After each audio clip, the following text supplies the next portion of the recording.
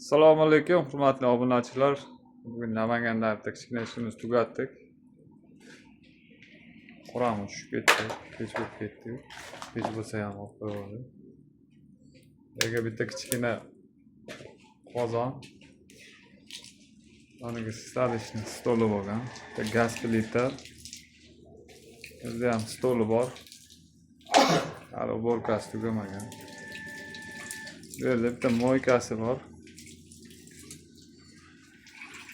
Onlar ko'rgan suvlar ulanmagan.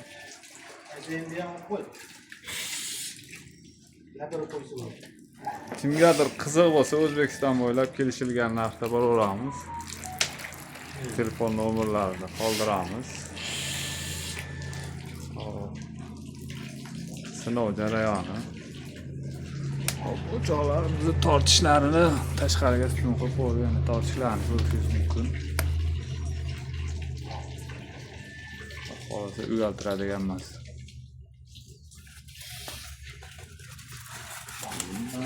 Oshig'i ham oshiq bo'lsa kerak menimcha.